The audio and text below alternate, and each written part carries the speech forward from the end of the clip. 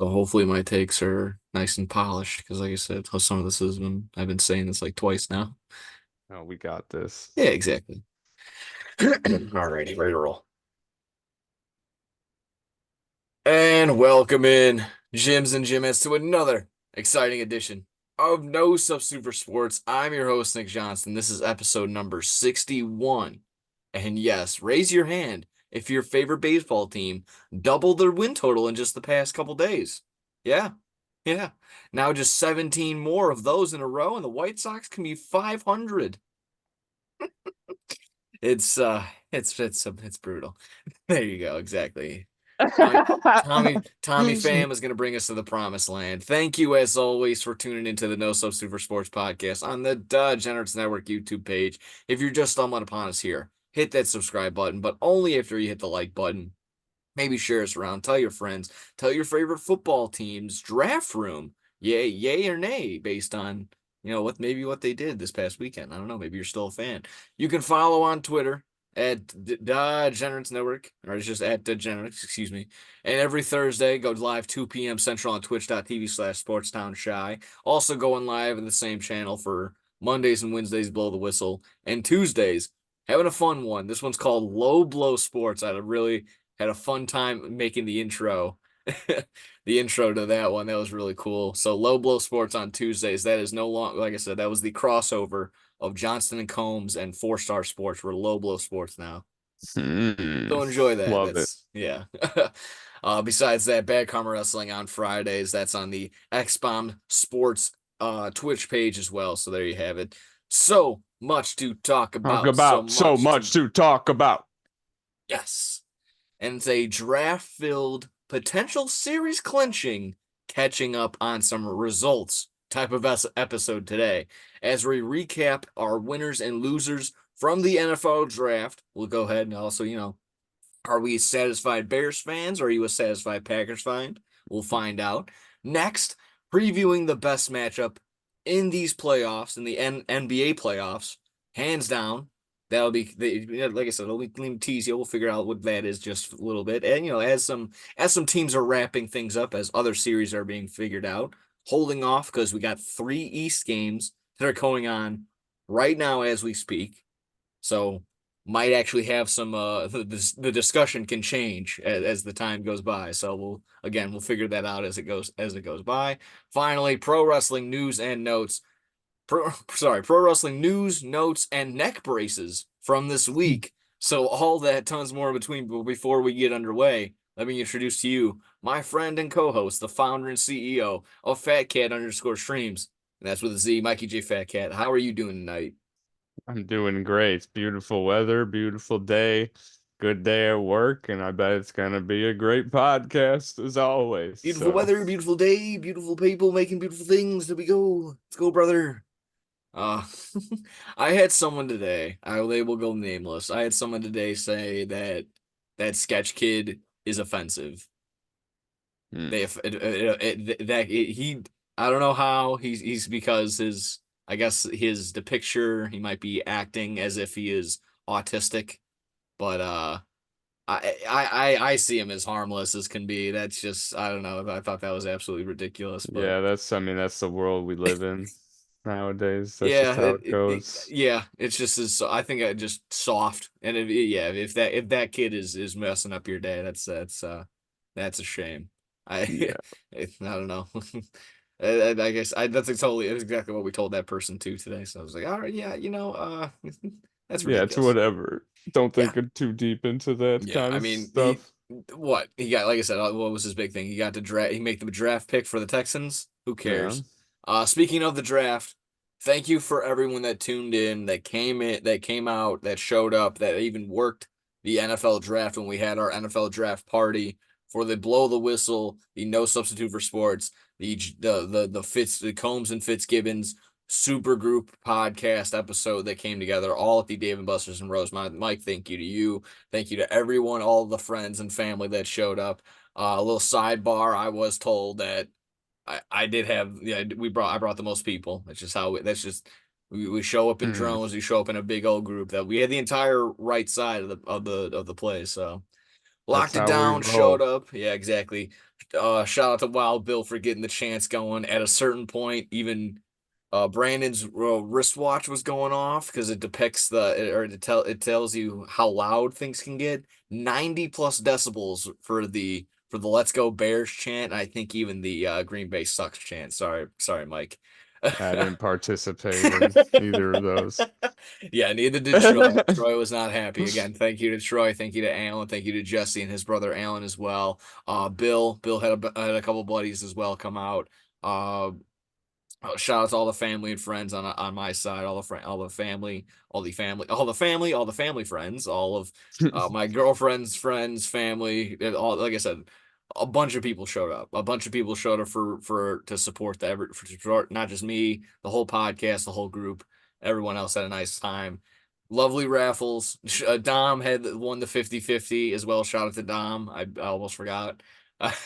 One of the biggest pops of the night was him trying to figure out the whole mystery of winning that. So that was again fantastic. So just glad everyone had a good time. It was fun watching the future of, at least for myself, watching the future of the Bears being bright for the time being, just on paper. So that's really nice to see.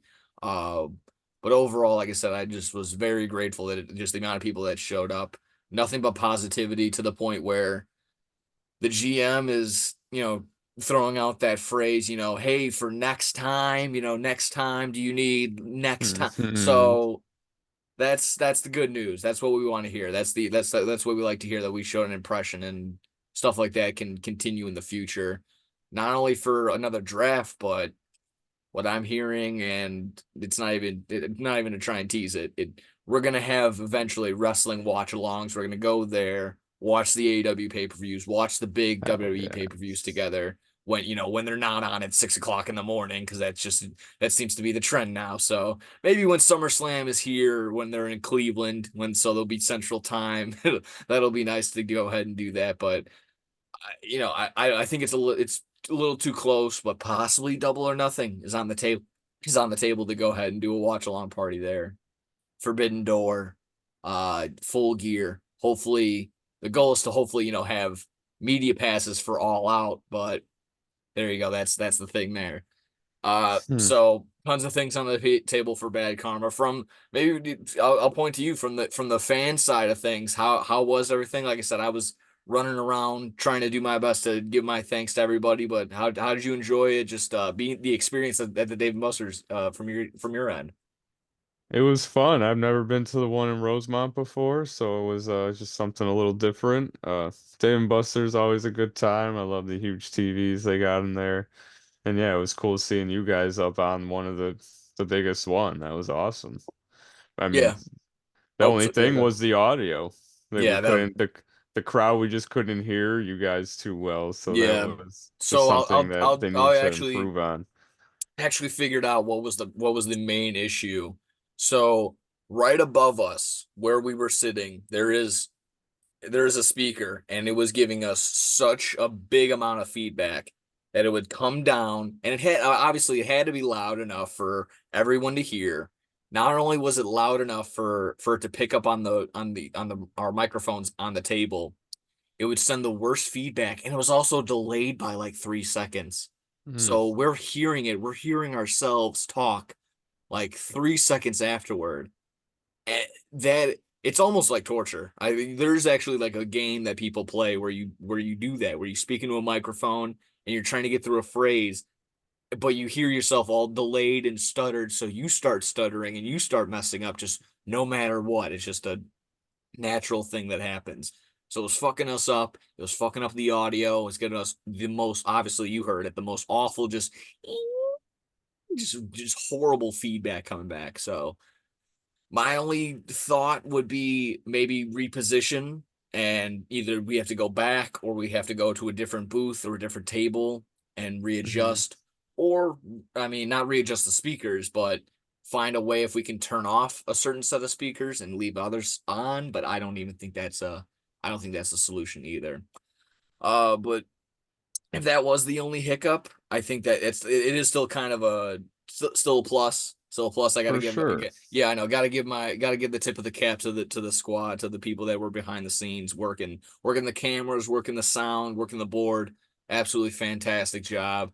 I kept the stream up the entire time. I actually played a majority of it back because I was pulling some sound, pulling some clips. I made a nice little funny reaction video for our guy Double D. I'll see if we can see if he'll let us play it tomorrow if he's not all peeved off, but he's okay. He's smoked a lot of copium. If for those that don't know, he's the Atlanta Falcons fan of the squad.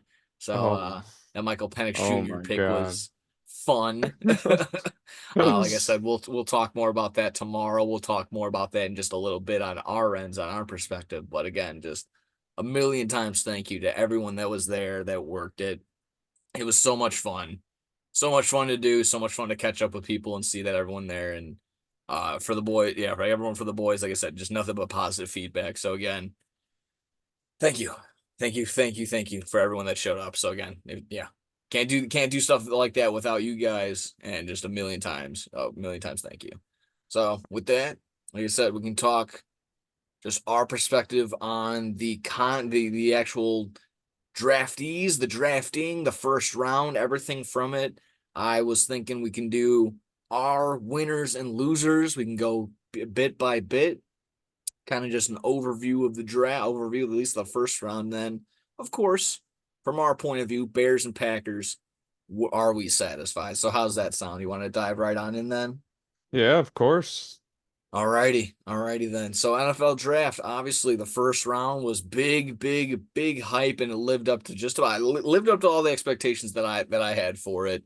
Um, I came in, of course, you hear all the hullabaloo and howdy do of, oh, this guy, all these trades and all these. No, there was not very much, not a lot of activity trade wise in the first 10 picks. Other than Minnesota moving up just to draft JG McCarthy, which again, Mhm. good. Congratulations. That's fine. Um, but 14 offensive players in a row. Wow. Six six QBs in the first 12 picks.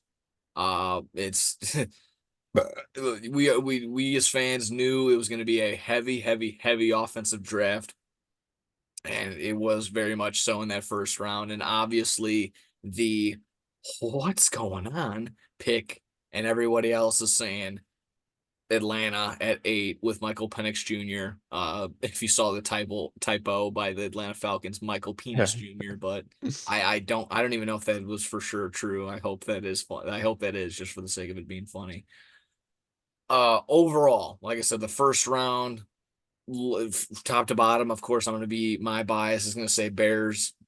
They're winners. They're winners. A couple, obviously, a bunch of other teams, but just overall general draft thoughts. Was there anything that stuck out to you that hasn't been talked about just yet, or did you want to just dive right into winners and losers?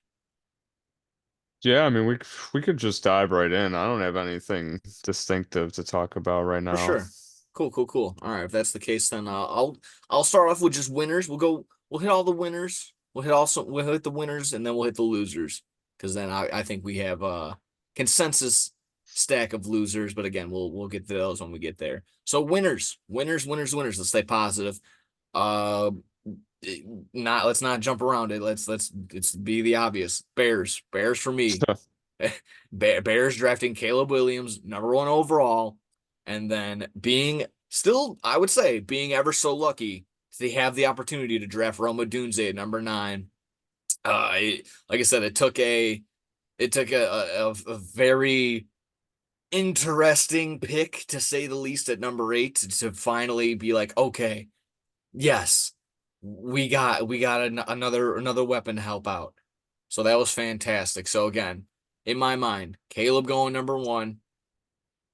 And here's this. I'll pepper this. Maybe again, you can call it a cop out or whatever it may be. I personally just wanted a new quarterback. For me, it was never Justin Fields versus Caleb Williams. It was simply Justin Fields versus a next capable quarterback, somebody that can actually be a starter. It just so happened that this year it was Caleb Williams. Caleb Williams by a lot. There For sure. can Jaden Daniels be the best quarterback out of this draft? Sure. Can Bo Nix be the best quarterback out of this draft? Sure, I don't think so, but there's a Michael plethora. Penix Jr. could have, but Yes, we won't know for a few yeah. years now. Hell, it could be Sam Hartman who went undrafted, who also went to the Commanders. We won't know.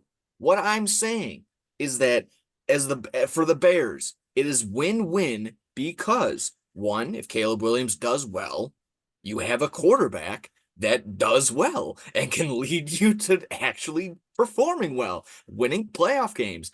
I don't know, sniffing a Super Bowl I run, mean, an that's the actual hope Super whenever Bowl you get a run. quarterback, right? And the Bears have been Exactly. trying to do it for years. I mean, as long as Exactly. I can remember.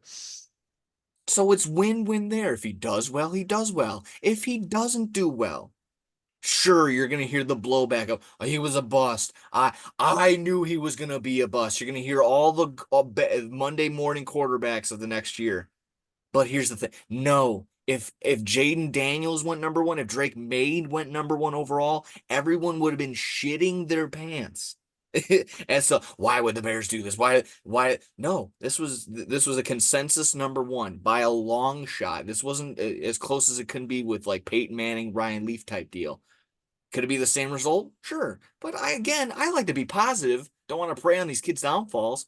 There is a path where two of these kids do well and one falls off. There's a path where none of them do well. There's a path where all of them do well. And I know that's not very popular because there's just every that narrative every year is one kid has to do well and one has to be a bust. Doesn't need to be that. It simply doesn't need to be that. But again, that's not the most interesting take, so I can't. So you can't really talk about that. Uh, again, Bears. That was a long-winded way of me saying that the Bears are winners by a mile. Yes, punter in the fourth round.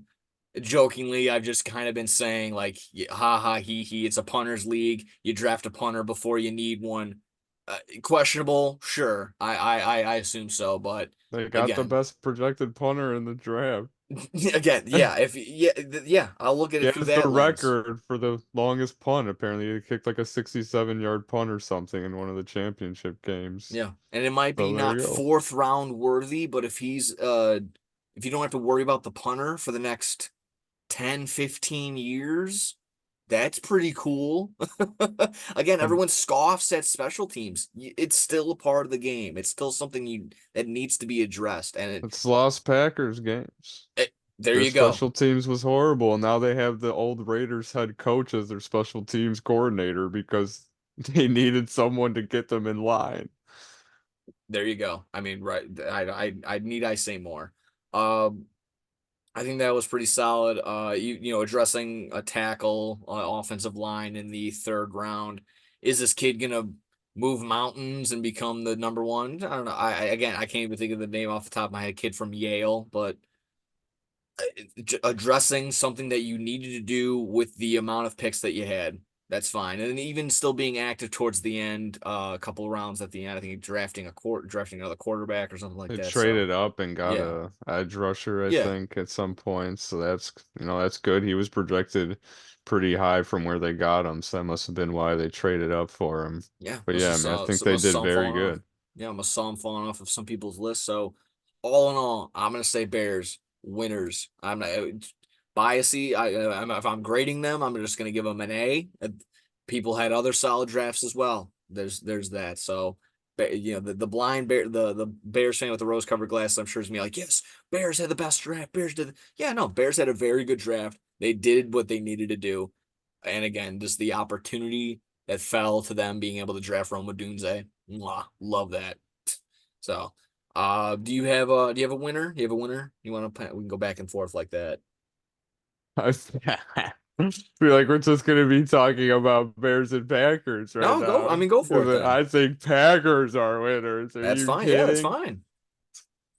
The one thing I really wanted them to get was a corner, and they didn't get Cooper DeJean. They don't get Kool-Aid. And I was a little upset about that, but overall, like looking at the whole draft, I think they did great. I mean, the old lineman they get in the first round, apparently he's very versatile. He can play any position on the old lines. He was a top 50 prospect. You love to see that. Bill Belichick was praising him. So you know that's a good person to give some praise from.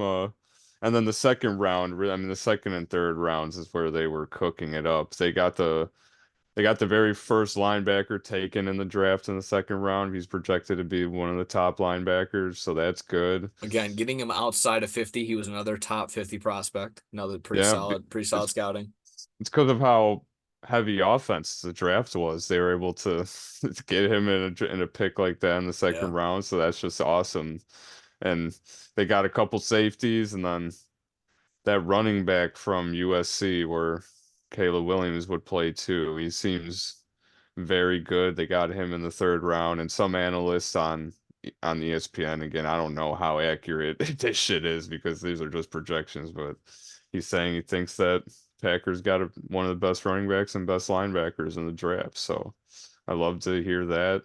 I would give them, like a B plus or an A minus, somewhere around there because there's obviously things you could always do better, but you never know. I always say it every year. You never know how good these guys are until they start playing. So Yeah. I'm excited for what they got a safety from Oregon late in the draft. He led the team in tackles. One of the Packers analysts was saying he got a text from a guy that works from Oregon and said, "You just drafted the best player on our defense." So this is the stuff I see on Twitter, but it's I'm pretty excited for what Yeah. they did. They just again do what you got to do, get what you need, get more pieces for defense because the defense and safeties and corners could be kind of lackluster for the Packers, especially losing like Darnell Savage and Devondre Campbell and some of these people in the offseason. So I think that these guys that they drafted can start to be like day one starters and they're going to be integrated immediately. So Quay Walker and that linebacker will both start playing. Safety will probably start playing immediately since Darnell Savage is gone. And yeah, I mean, the one thing again was the corner because our corners are kind of subpar, I feel like, besides Hire Alexander, but I always just gotta trust the process. These guys know more than me that are making these picks, so I trust them. But they could have got Kool-Aid in the third round or second round, I think it was. They traded the pick to the Saints and they immediately picked Kool-Aid. So Oh, that's a shame. I mean, honestly, Kool-Aid down in New Orleans, I think that's got a little bit more swag down there for him. I think that'd be a for little bit more sure.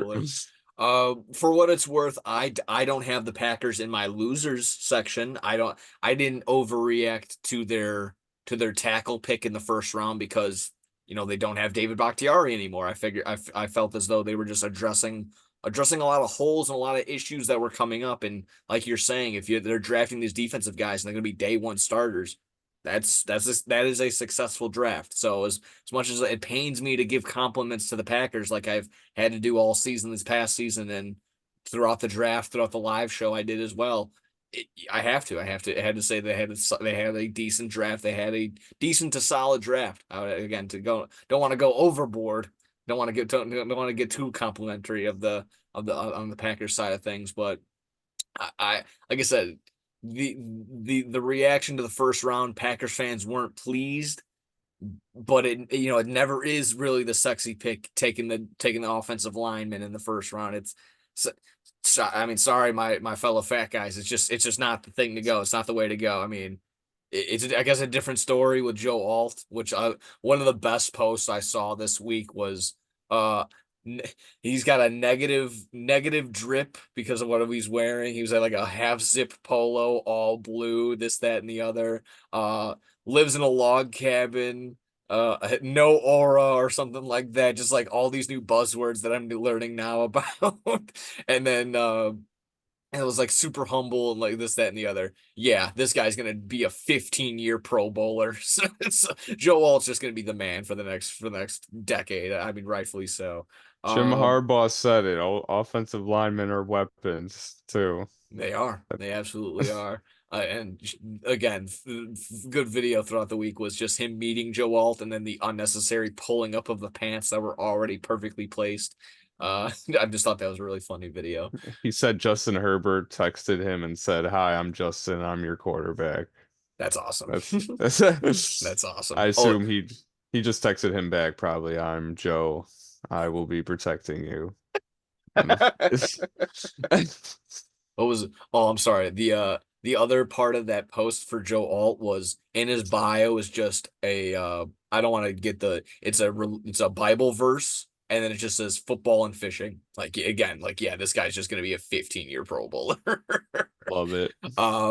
What was I getting at? I was actually talking about the still the Packers. Yeah, like I said, good to solid to decent draft, decent to solid draft for the Packers. Don't have them in my losers list if that means anything. To Another all the winner for Bears and Lions and Vikings fans talking shit on Twitter, like fuck off. Thinking like, oh, Packers don't get all these offensive weapons. We don't need them. We don't already need have them. them. That's why we don't have high draft picks because we're good. There you go. Talk your shit. There you go. Get it out. That's what we do here. I did love that one video I sent. It was literally how I was feeling. Like talking a little bit of shit, but it's exactly that's that little guy at the like the big strongman convention. He just like rams his shoulder into him, and Yeah. they're all just like, "The fuck is it? Are you serious, guy?" It's such. It is it that uncontrollably made me laugh.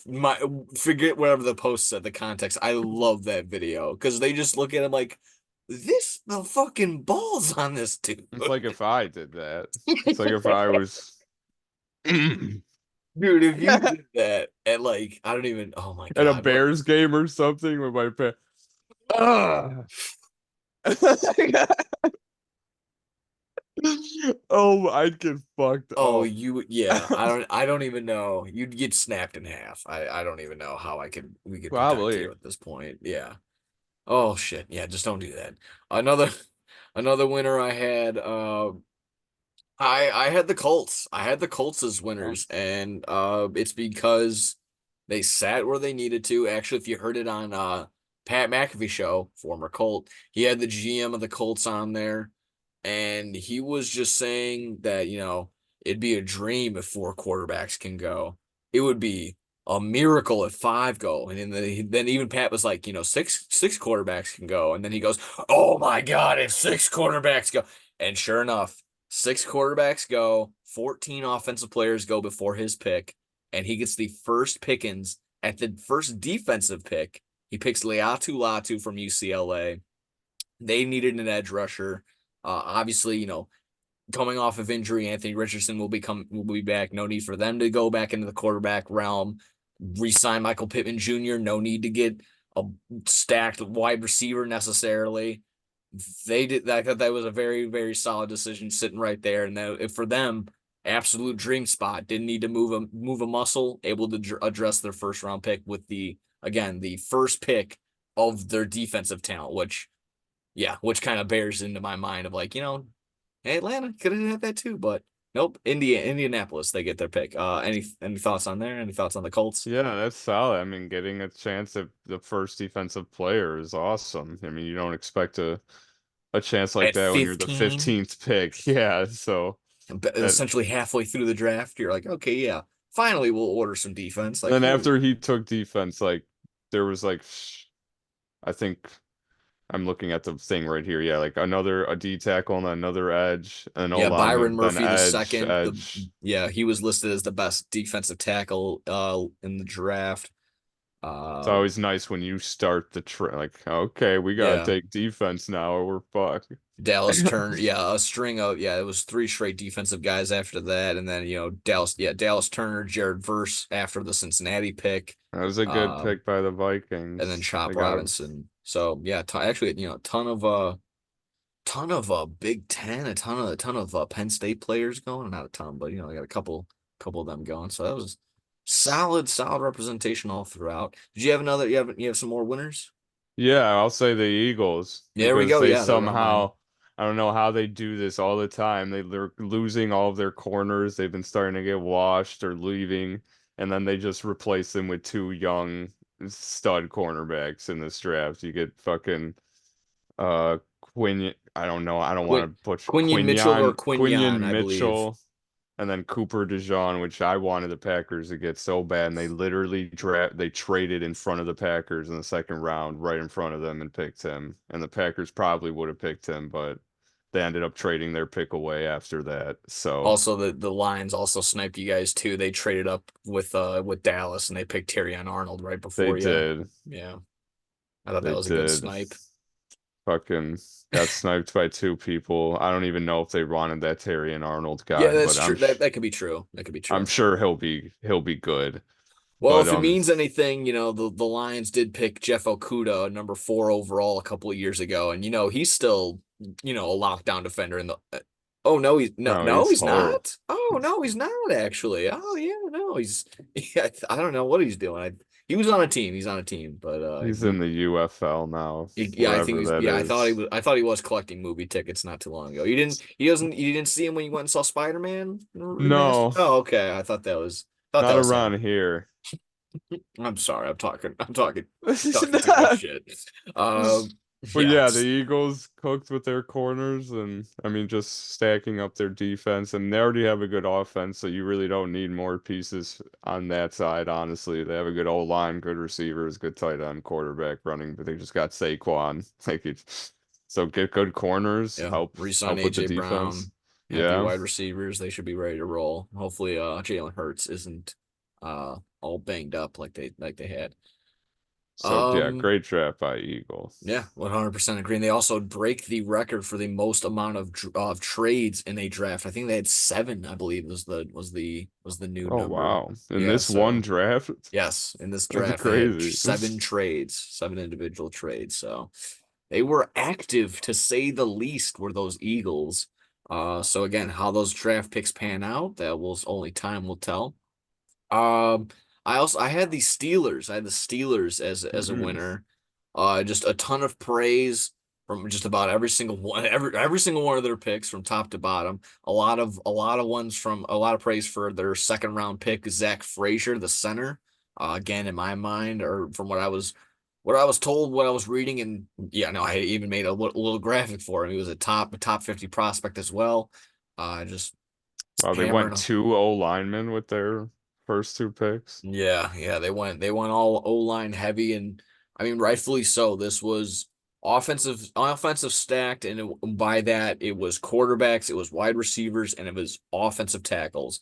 You had a couple of interior guys, including Zach Frazier, Burke from Duke, uh, or Burton, I believe it was. Yeah, Burton, Zach Burton, I believe, Hmm. as well as Powers Johnson. I'm not gonna remember first names right now. Uh, but yeah, a lot of solid interior linemen, ton of offensive tackles.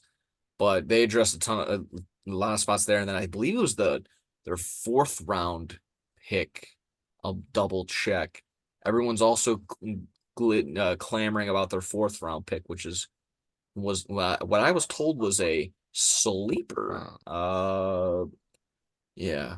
Let me see. Mason Mason, no, McCormick, no, no, no, no. It was not a him. defensive guy. It was a defensive guy. I don't think It could have even been later. I'll double check if it could have even been later. I've got it all open here, so I'll keep scrolling. Let's see the fifth round.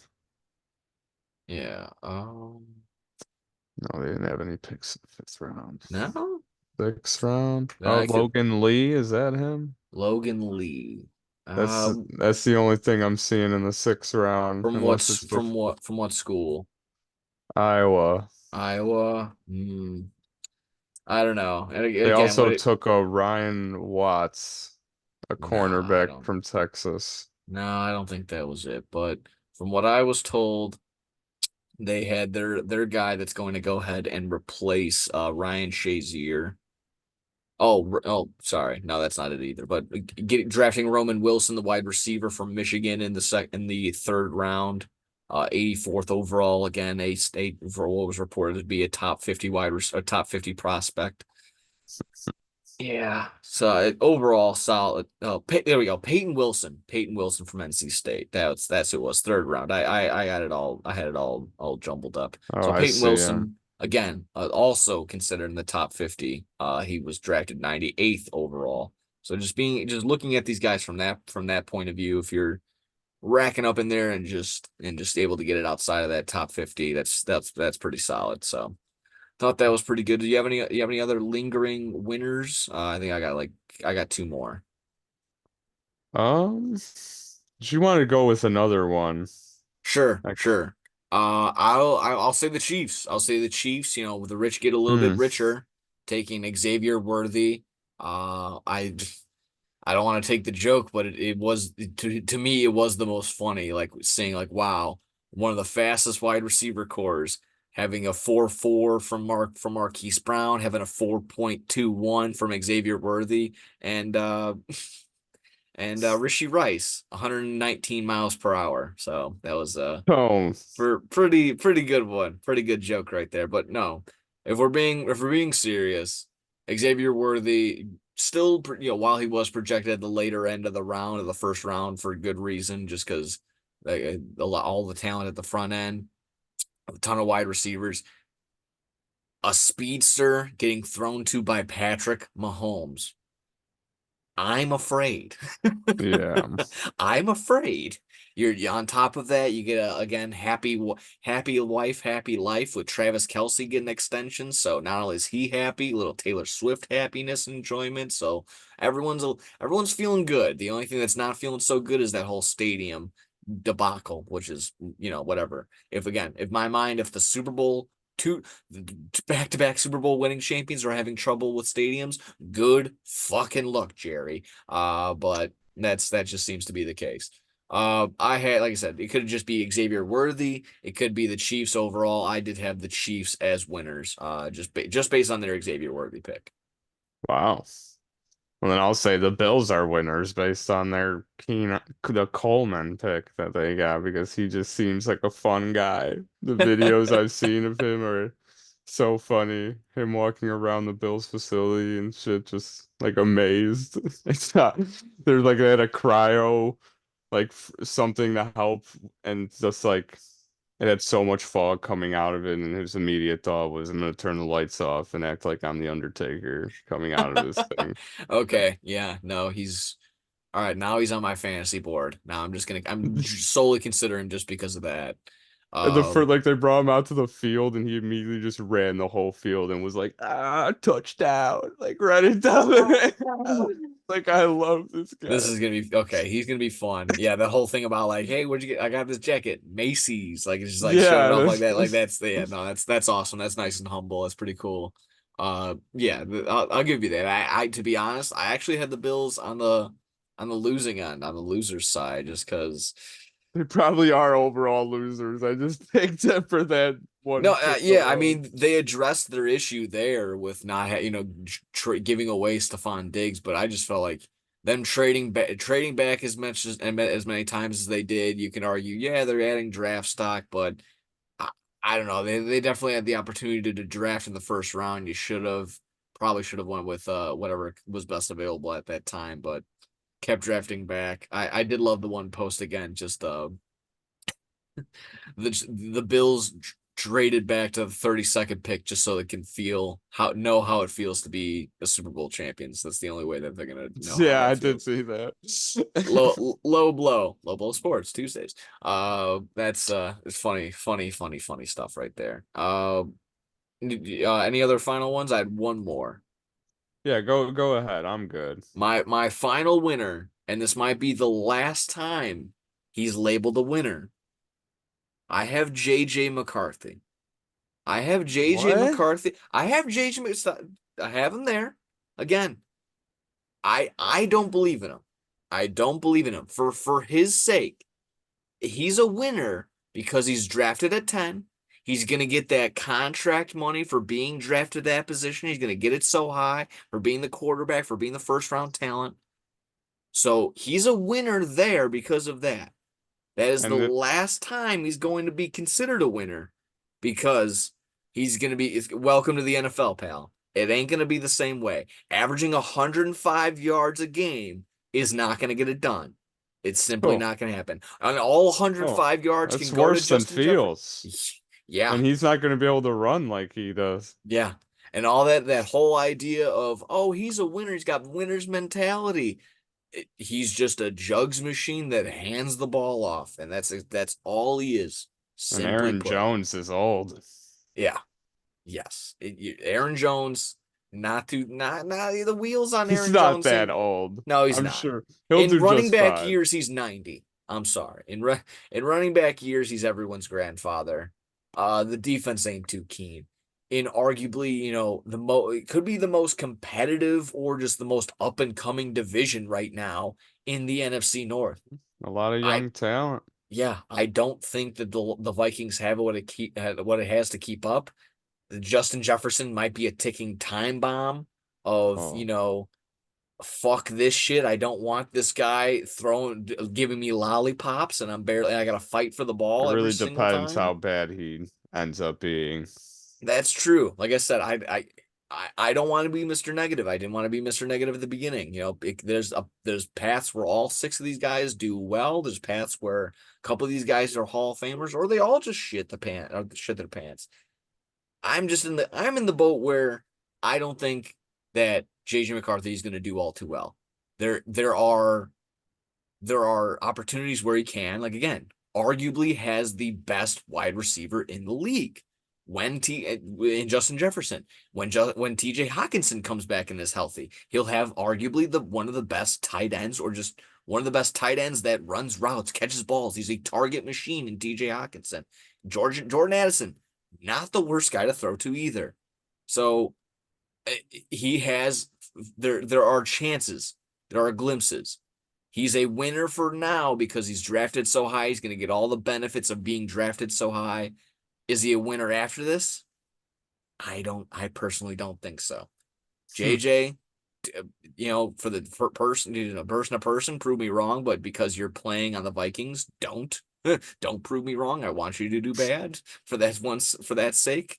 But that's just the fandom, of course. Do what you can, do what you will. I'm always just gonna root for good football at the end of the day. I just don't think it's gonna come from JJ McCarthy being on the Vikings. So for now, Bucko, you're a winner, JJ. You're a winner for now. That might be the last time you are labeled a winner. So just wanted to give you your last 15 minutes in the sun. Any final any lingering thoughts on JJ? Any final winners before we hit the losers? I just like the pictures of him at the facility and looking like a kid after a wedding, and people are like, "Mom, I threw up." Yeah, that was good. I saw that post too. He just so out of his element. Yeah, that's a tough one. If we're good on winners, and again, I'm sure there's a couple more people down below. Share who you thought was a winner, who you thought was a loser. That's what we're getting to right now. We got the losers of the draft. Uh, Falcons. yeah, I mean, no reason to tease it. It's the Falcons as a whole. I would even take it a step further that it's even individuals. It's Kirk Cousins is a loser here. Michael Wow. Penix Jr. might even be a loser here. Yeah. And not because of his performance, not because of what I think he could end up being. I think he's actually NFL starter capable right now. I think there's that possibility. He doesn't get a chance to prove it now. That's where the losing part comes in. That's where I think it is. Also, just I can't sit here and tell you that Atlanta fans will turn on him. I don't have that in. I've never been down there for longer than 2 days in Atlanta. I, I mean, if it doesn't hurt to have a good backup. I mean, it it doesn't hurt to have a good back. If anything, God forbid, happens to Kirk, they won't be complaining if he starts exactly. cooking. And That's also again, it just causes a divide right away between the quarterbacks. yeah, there can be a divide in the locker room where we were talking. Some were like, "Oh, what if the Bears draft Caleb and still have Justin Fields?" Well, idiot, we threw that out the window because we didn't want that issue. And apparently, Atlanta didn't get the fucking memo, so they go ahead and draft Michael Penix Jr. After they still told Kirk Cousins, but Kirk Cousins was like, that's cool, I guess. But I mean, to think you were gonna get like an outlandish statement from Kirk Cousins was ridiculous. Like he's as fucking tame as can be. Uh, immediately after the pick, the GM did not seem happy about it. yeah, no, I They did were love that talking, video. and you just see him doing so much hand Yeah, he's like, no, no, no, movements this and is actually good because, and he's just sitting there like, nah, we fucked up, we fucked up. Again, just the idea of paid this guy $180 million win now mode was the idea, sure, you look at it through the lens of backup quarterback. You're always going to need a quarterback. There was 60 quarterbacks that started over these past 2 years at least, but not at number 8. You don't do it at number 8. There's opportunities later. But apparently the report is that that Michael Penix Jr. wasn't going to make it outside of 13 from the Raiders. Yeah, I mean the So Raiders would have taken him for sure. yeah, yes, absolutely. Yes, because I mean, I like me some Gardner Minshew. You could have, but Michael Penix Jr. might feel a little bit better. And Aiden O'Connell ain't it at all. Uh, but being told that again, I don't think Kirk Cousins. If you tell Kirk Cousins before he's about to make this move, if he's even considering making this move, hey, we're gonna draft your replacement at this draft. I don't think he's gonna make. I think he would stay in Minnesota. He'd be like, no, no, no. I'll stay where the best wide receiver is, and an up and coming potentially best wide receiver in Jordan Addison is. I don't think he goes down there with that idea that like, okay, yeah, no, I'm completely fine with yeah, back pass on Dallas Turner, pass or even let Leatu Latu, whatever you wanted to consider as the best defensive prospect, pass on that. Or and again, even maybe even you wanted to add a Romo Dunze. He was even right there as well. Nope. We're gonna move on. We're gonna go for a guy that at the very least isn't gonna start for 2 years because some are even pointing out that idea like, oh no, no, no. Kirk Cousins, you can put all that money on the front end of his contract and cut him after a year too. Again, why even do that? Why do that? Like it's why even you're again preying on the guy's downfall on that end. Might end up doing well, and then this kid is sitting for 4 years. Does that pan out? There's another wasted talent. So I've seen the direction of that, trying to look through it through that lens in any sort of possible way, but I just personally can't get over. If you're in win now mode and you have the opportunity at 8 to pick the best defensive prospect, no matter who you think it is, why not do it there? I'd do it there. I haven't heard a good enough response to that question. So with that, I mean, all across the board, Kirk Cousins, loser for being in this shitty situation. Michael Penix Jr., loser because the fans can turn on him. The fans can turn on Kirk Cousins as well. If he does one bad Oh. game, there he's done. He's done. They're gonna be asking for his head on a post, and then they're gonna be canting my penis, penis, penis. That's what they're gonna be that's what they're gonna be doing. So if one bad game, Michael Penix Jr. is going to be asked to come in and do well. The suggestion I heard, and I absolutely loved it, was hey, Kirk Cousins gets the day games, and Michael Penix Jr. gets the Thursday night, Sunday Oh night, yeah, Monday night games. good idea. Why not? I think that's Maybe also a that's great. what they're thinking. If that's the move, if that's the decision, then I can get around that as well. But at this point in time, it's been almost a week removed, 5 days removed, and by the time I put this up, it'll be 6 days removed from the draft. I still can't wrap my head around this pick. Again, I'm battling back and forth, but I still fall every single time of what the hell are you doing? And that was the biggest pop besides the Bear Let's Go Bears and fuck Oh, Green for Bay in sure. our draft show. That was the biggest pop of whoa, what Everybody the was like, "What the hell?" yeah. Yeah, that was a sight to see. Again, if you want to see that reaction, go to Xbox, go to twitch.tv/Xbox Sports and right around it's right around like the 30-minute marker. No, no, it's a little bit after that. Right around like the hour mark where the nines or the 8 pick is 9 pick. It's a prime spot. It's a good place to find it. So yeah. Any other lingering thoughts just on the Falcons, Michael Penix Jr. and Kirk Cousins? This they should have taken something to help the team right now. And the explanations, whenever I hear them on NFL Network, like they will try to go down a Green Bay Packer route. They're thinking maybe this can be like something for the long term. I saw someone saying yesterday that they were hoping this could light a fire underneath Kirk Cousins like it did with Aaron Rodgers, and he won back-to-back MVPs when they got Jordan Love. But it's like he's not Aaron Rodgers, my dude. It's Kirk Cousins. So Yeah. I Different don't know. mentality coming off an Achilles tear. It's Kirk Cousins never there won an is MVP, and there's a lot of factors. And yeah, like you just said, has yet to win MVP to even be in the conversation. He was up until he got injured, he was probably there last year, but I mean, obviously, like I said, can't still be there after 6, 7 games of just play. So so we'll just have to see how that all turns out. Definitely, or just a bad move. They could have yeah, got defense, offense, and O lineman to protect Kirk, a wide receiver, a defensive player, because none were taken yet. yeah, It's, and they did take the quarterback. It's so stupid. yeah. Um, Well, even trade with a team that needs a quarterback, and you could at least move down or get That's something all. like. Yeah, that was our thought there live and in person.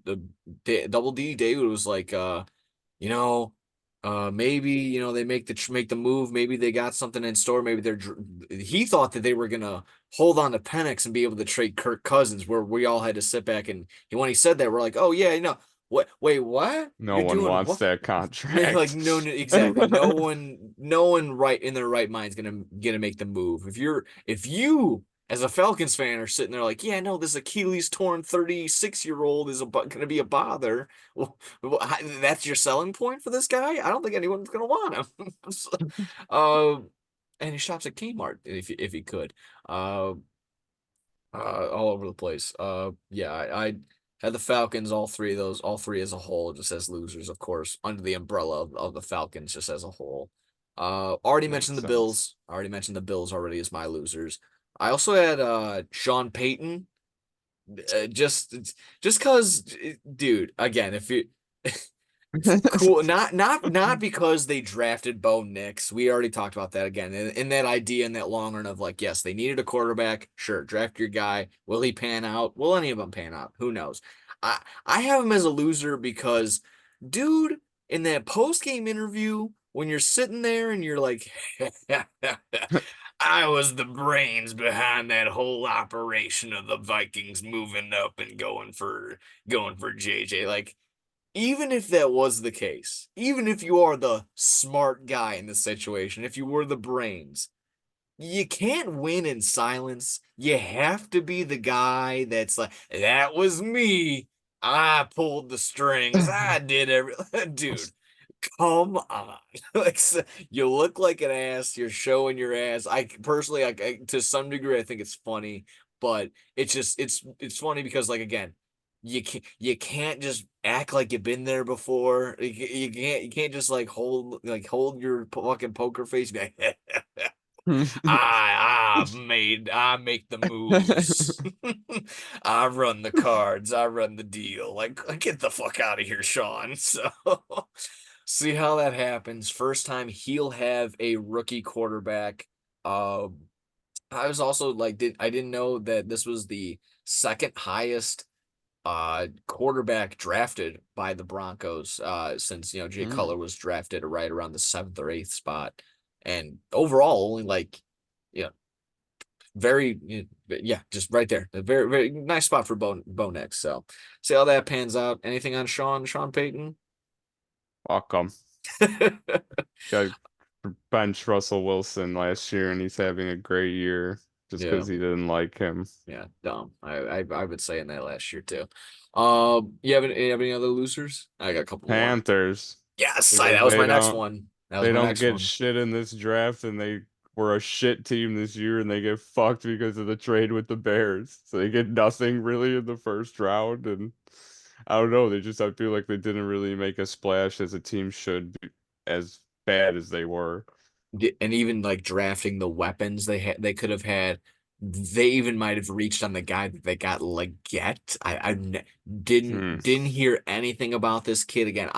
I'm not the college guy. I'll be the first one to tell you that. This was a lot writing, making all these graphics and writing down all these stats for the draft show was a lot of the first time I was hearing a lot of these kids' names. So, but Still yet to hear anything about this Leggett kid. Again, I might not even been saying it. If we talked about getting Troy Franklin for the Denver Broncos later on in the second, third round, that was a good get. The Michigan man that I mentioned that the Steelers got, if those were all solid wide receivers, and I'm not even talking about this kid from the Panthers, shows that they reached big time. And yeah, that was my comment there. It's just as the Bears fan, just acknowledge that Ryan Poles has cooked this franchise for the next few seasons, and that's being polite.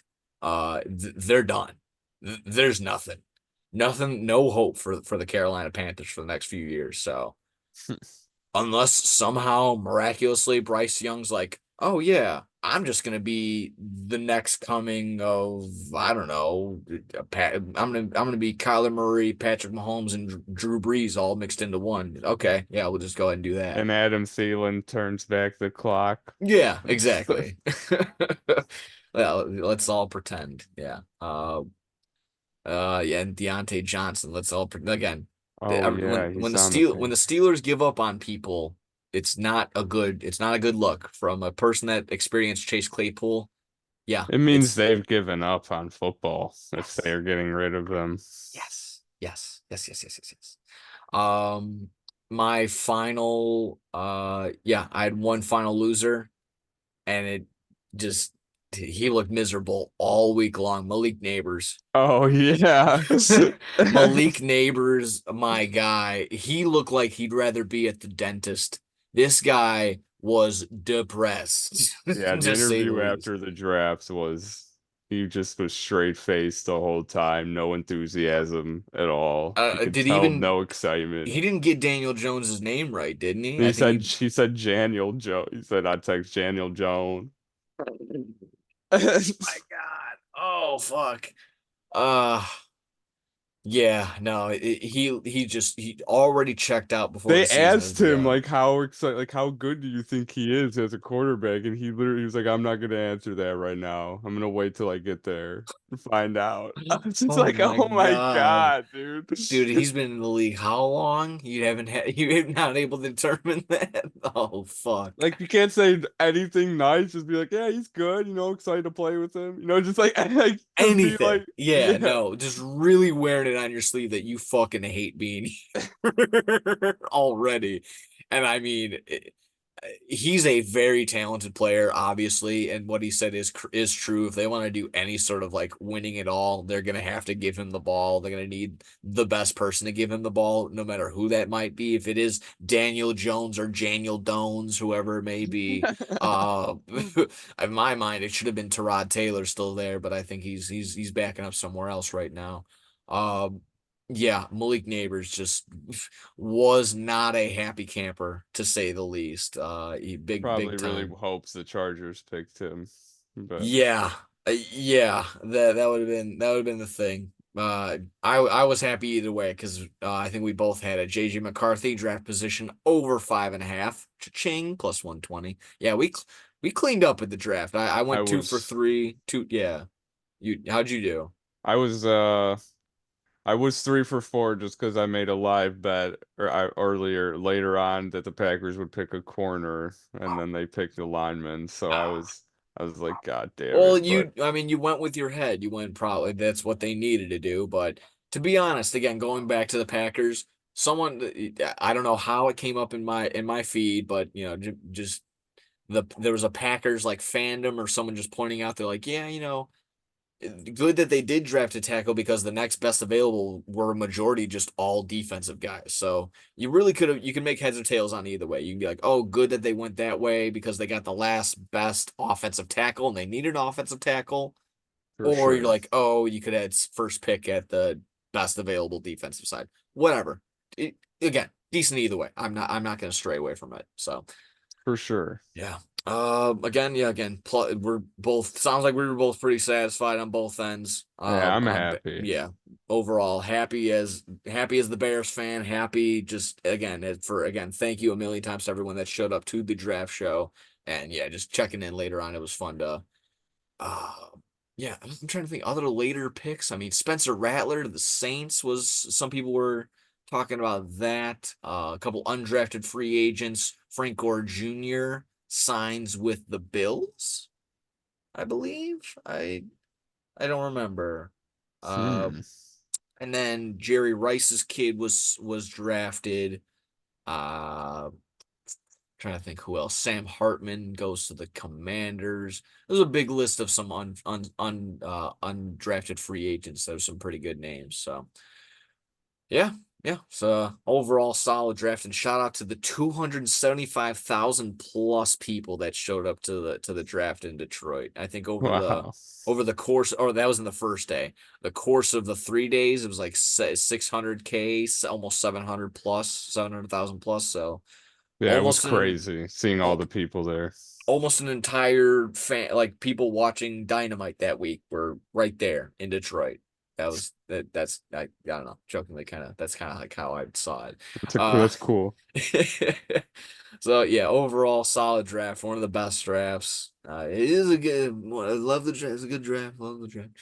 Good Uh draft, fun draft. yeah, and then of course, yeah, good draft, brother. Love the draft.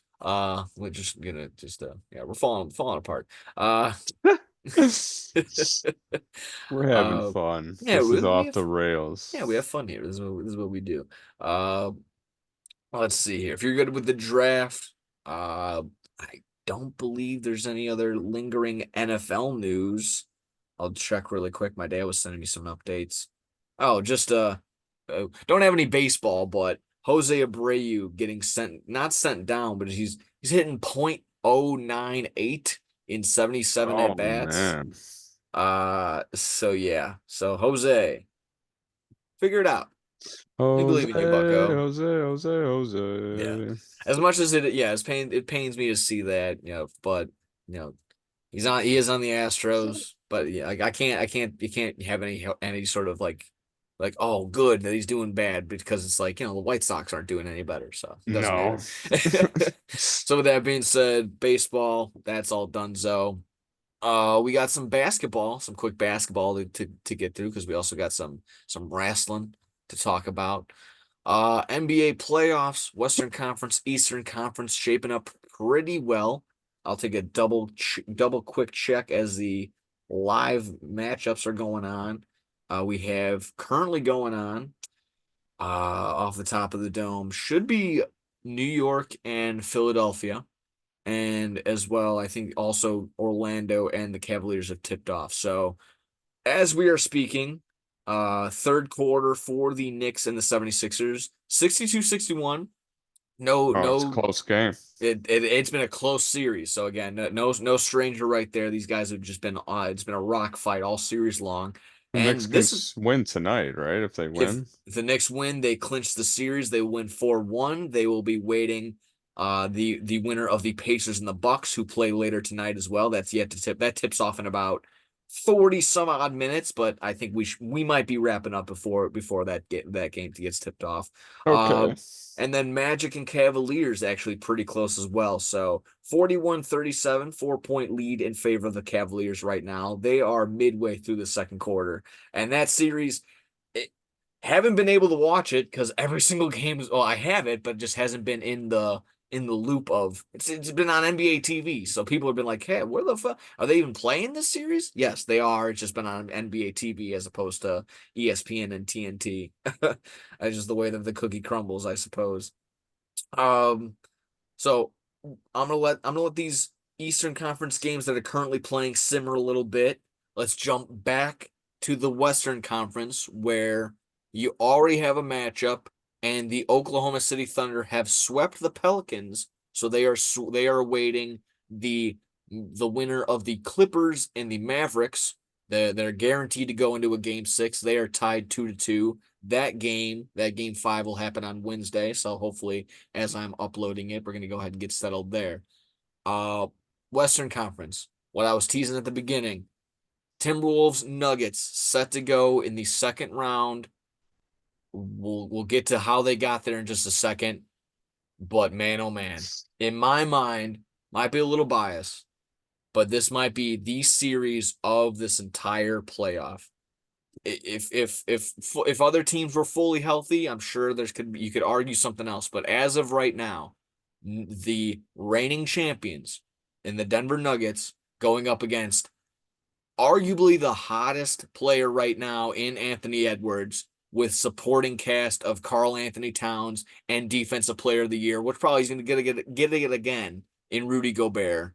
Uh, just swept the Phoenix Suns, the super group of the Phoenix Suns, consisting of Bradley Beal, Kevin Durant, and Devin Booker. We'll get to them in just a second, how disappointing they were. Uh, but this matchup is stacked.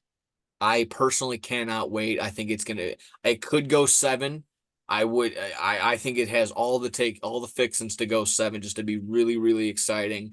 Jokic is gonna get his for sure, but Rudy Gobert is going to have to be the defensive player of the year and do what he can to lock him down. So, the rebound numbers were extremely high for Jokic, so people probably looking at that number.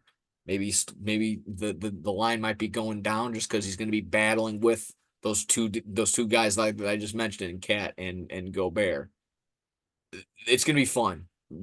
Jamal Murray, 2 game winners in that last series. It's gonna be a nice matchup there with him, Mike Conley, and like I said, and Anthony Edwards. Not only that, Michael Porter Jr., Aaron Gordon, some solid supporters on the Denver Nuggets. Personally, again, cannot wait for this series. Are you as excited as I am for that matchup? Yeah, that'll be something to watch.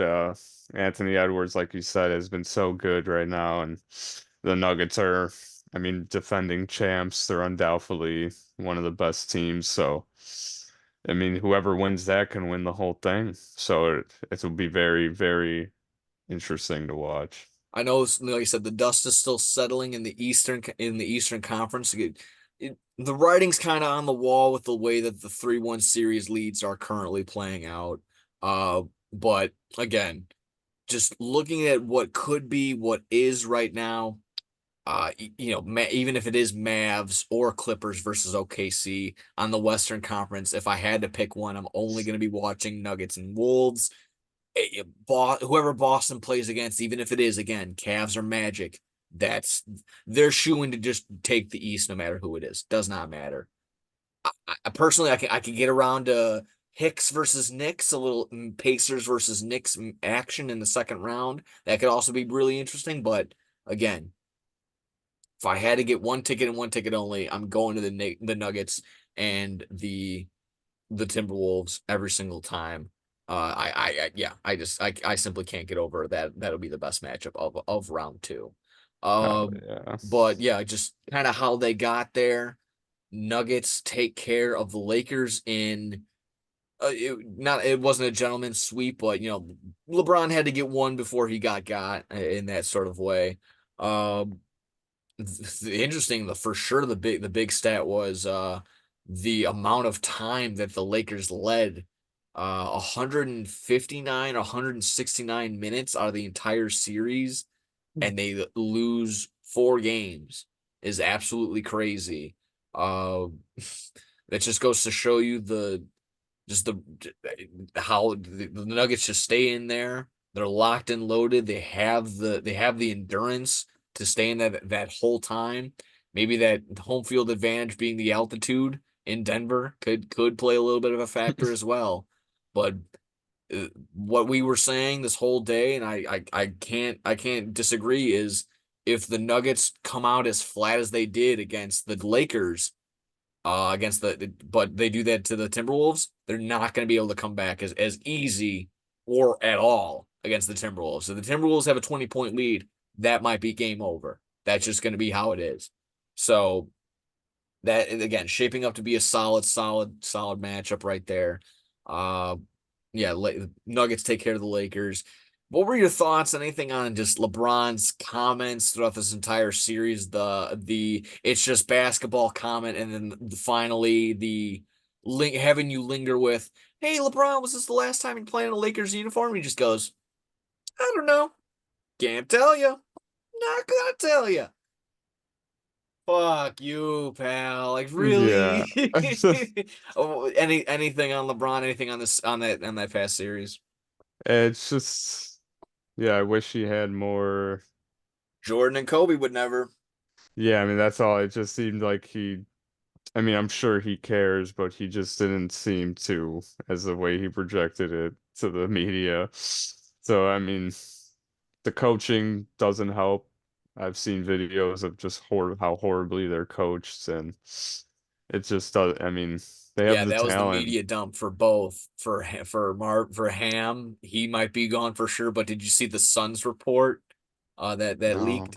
So it just basically immediately after the final buzzer, a report comes out that throughout the year, Coach Vogel had a meeting with the squad, had a meeting with the Suns after they had lost by like 28 or 30 points, and was out of character yelling at the team to the point where the team was one report, one team at one player told said I had to hold back laughter. They weren't taking him seriously. They were rolling their eyes at Coach Vogel. So from the get go, that locker room was just not there mentally. The reports again that Kevin Durant felt as though he wasn't didn't know where to be, like how dude, you're Kevin Durant. If you don't know where to be, I question a lot of things right there. Uh, Again, just you're Kevin Durant. You should be the one delegate. I don't care. You can say, "Oh, this is Devin Booker's team." I don't give a fuck. You're Kevin Durant. Come in there and own it.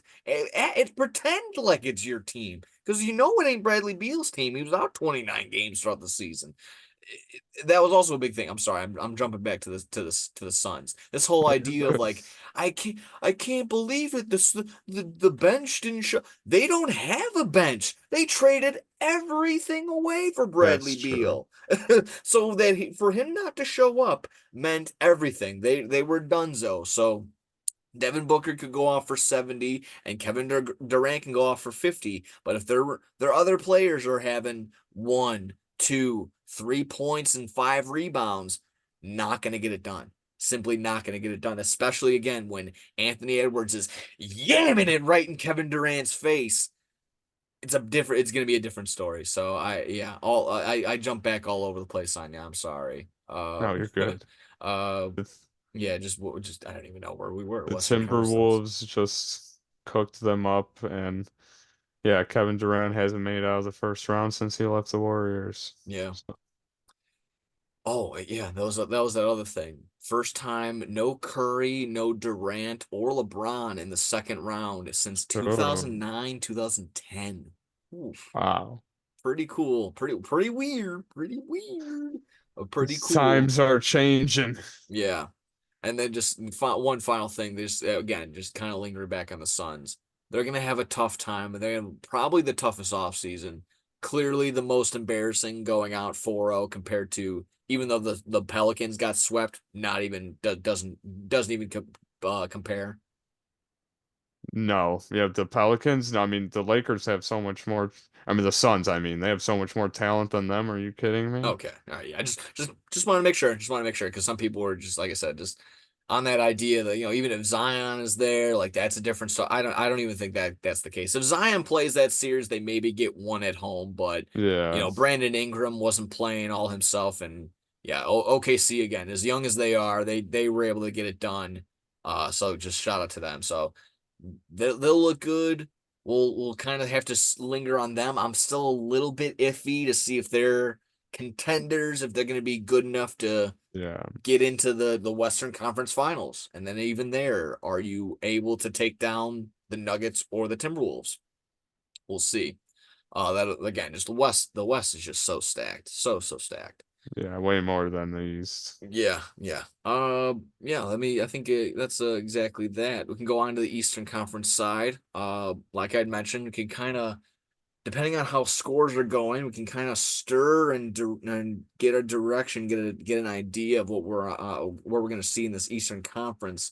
But two series can be decided tonight, like we were mentioning. Of course, the White Sox blew a 2-0 lead. Uh, Hmm. but two series can be decided tonight. The Sixers just took the lead. They're up 74-70 right now, going into the start of the fourth quarter. Um, Cavs still have a 3-point lead. If the 70s, it was that was kind of going to be my question. If there was one, was there anybody, if you had to choose down 3-1, did they have a shot between the Bucks, the 76ers, and the Heat? Is there anybody? What the Heat play on Wednesday? Hmm. I don't know. To like a chance to make it to the No, finals. no, just to get out of it, just to either tie the series, even possibly come back and win the series, because quite crazier Oh, things I have mean, happened. I don't think the Heat. I don't know. I don't No, think they have it in them this year. They're I don't cooked. think the Heat do. I think playoff Jimmy Butler's out the door. And the Bucks cooked.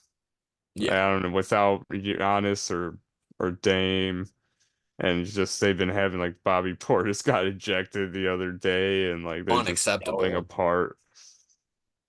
Yeah, I mean, completely unacceptable on Bobby Portis' part, knowing you're going in not having your number one, number two option.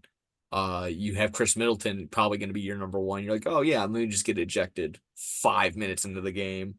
Not a good look. Not a good mental look right there. Doesn't help at Yeah, all. for me, if there was one, I mean, it kind of is the team that it is leading right now, down 3-1, but they have the 4-point lead right now. It would have to be the Sixers. Um, with everything that Joel Embiid is going through, he got some injuries. He's got the dirty player kind of label thrown around on him right now. So he has a black cloud kind of lingering around right now. But he's still the reigning MVP. Still the reigning MVP of this league. No, even if you think should have been Jokic, I did too. But uh, he is still the reigning MVP. The toughest part for sure 1,000% has to be not having really any 70 Philly fans show up in game 4, having Jalen Brunson drop 47 in your house and losing the way that you did. But the series has been close essentially the entire Every game's time. been close, yeah. Yeah, I'm gonna double check really quick just to make sure, but I mean, yeah, 5 points right there. Winning by 11 in their game 3, but losing by 3 and losing by 7 in game 2, in game 1 and 2. So it's been a close series. It has not been a Maverick. It has not been a Magic Cavaliers getting blown out by 25, 30 points every single victory. It has been it's been close. So if there's one that can, I'll go with the 76ers. I'm not betting my allowance on it. Not doing that. Yeah, I wouldn't put the house, wouldn't put my allowance on it, wouldn't put my neighbor's allowance on it or whatever it is. It's just simply that. And it's a good fight, but is this window closing, this window of opportunity closing for the 76ers? Joel Embiid's going to be 30, I believe, come next season. Tobias Harris has not lived up to that max player contract. Nicholas Batum ain't getting any younger. Uh, anything with them? Yeah, I mean, they've had plenty of opportunities and they've gotten screwed plenty of times, like the Kawhi shot, Fair. and they just had many chances to make it. And yeah, I think it's running slim at the opportunities they may have left going forward. I don't know. And they're in a tough spot right now as Yeah. well. So Yeah. So I mean, like I said, going into fourth quarter, they're still up 4. Just entering halftime, up 1. The Cavaliers are, yeah, exactly that. They're up 1, 48-47. The line jumped, and I think it was just the big thing. People just saw the Magic at home. They took the spread. It went from -3.5 to 5.5, simply just because they had home. That this ongoing idea of just home field for this series for whatever reason is worth 20 points apparently. So, um, I I didn't think it was going to be. It hasn't been very, again, competitive and close and interesting in that sort of sense. But if you like blowouts, I'm sure Cavaliers fans and Magic fans are obviously glued to the television for this. But outside of those two markets, you're not getting a lot of traction there for either. And it's all for the right to get just blown up by the Celtics in this in the semifinals. So, uh, did you have anything on the Cavs Magic series? You have them going the distance, or you think one of these two teams can get these next two games? Uh, Because I again, think it guaranteed could to go go to a six. game seven with how back and forth it's been. Just like how, I mean, just it's been blowouts, but they've been both winning. So I don't know. It could potentially go to a game seven, but I think the Cavs are a better team. They might just win it. Yeah, I again, it's I think Jared Allen was questionable, but I could definitely double check and make sure that he is or is playing right now in this game. But if Donovan Mitchell just shows up and drops 40, 50 points, I don't know how much Paolo Banchero and Franz Wagner can really put together. I just really did also enjoy. I'm watching the game. I'm like, whose uncle is out there? And it's just, oh, it's Joe Ingles. It's just balling the fuck out, just moving around and moving so eloquently and just, Can't believe he's still cooking. oh yeah, just cooking is the way to go. It's just, I'm like, is that Hito Turkoglu? No, Joe Ingles. That's Joe Ingles out there. I'm just cooking it up for the Magic. Uh, he just moves with such grace for a bigger guy like that. Um, He drains threes. Yeah. So again, could have some series decided tonight.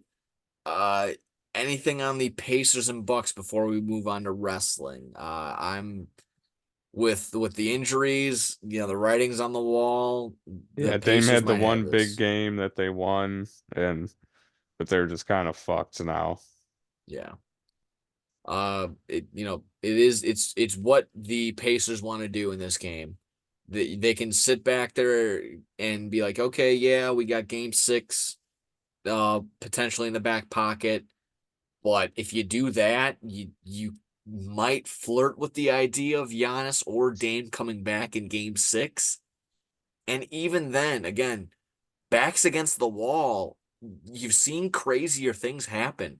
If Giannis or Dame are out there, it's a factor, no matter if they are or aren't fully healthy. For sure. There's a possibility there. So you don't want to give them any sort of breathing room.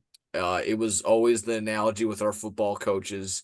You got them down, you got your foot on their neck.